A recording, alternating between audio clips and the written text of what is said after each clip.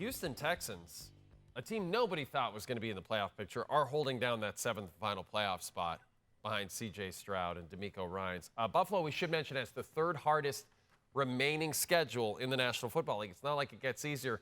Let's go back to that too many men penalty. How does that even happen?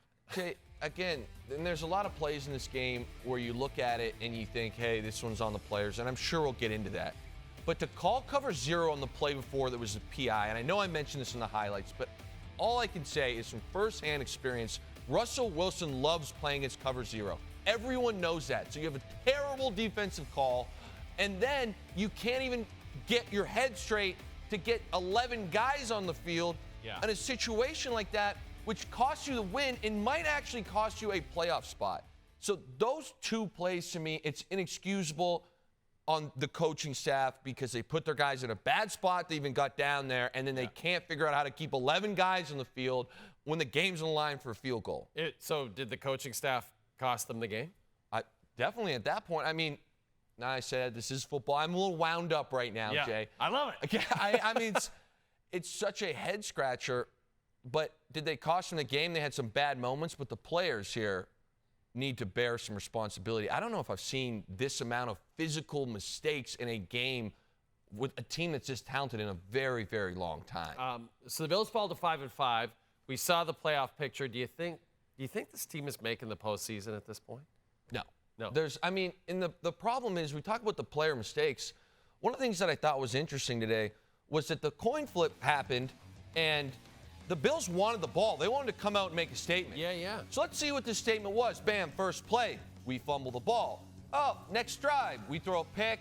Alex Singleton, great catch, doesn't get his feet in bounds, so it doesn't count. Okay, we're now 1st and 20. This is still the first quarter. Miscommunication with the wide receiver. We're not doing anything special here. Boom, now we drop a ball. It leads to a pick in the red zone. We're still in the first quarter. We're not done yet. Right. Here's another drop. Again, it just went on and on. Oh, we're still it's 3rd and 9. Missed throw. This could have been a big play. We're now into the second. Bad drop on a 3rd and 5. Can't convert there.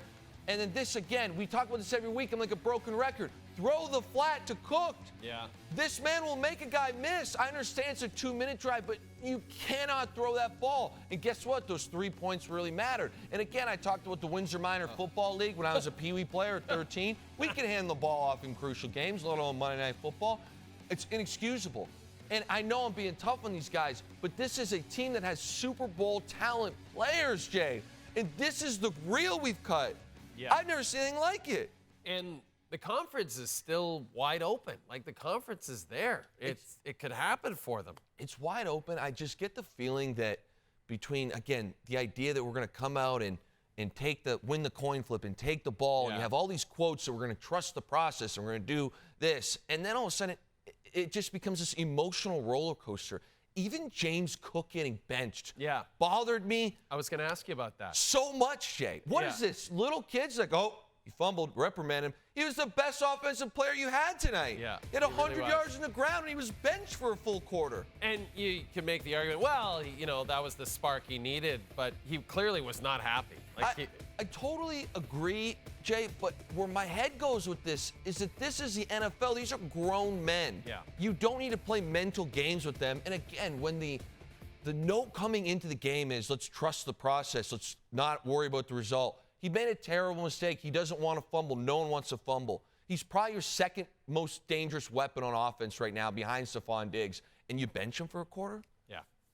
It didn't look good in the end when he ended up, as you said, being their best offensive player. You played with Russell Wilson for 6 seasons in Seattle. He actually hasn't thrown for over 200 yards since week 4, which surprised me.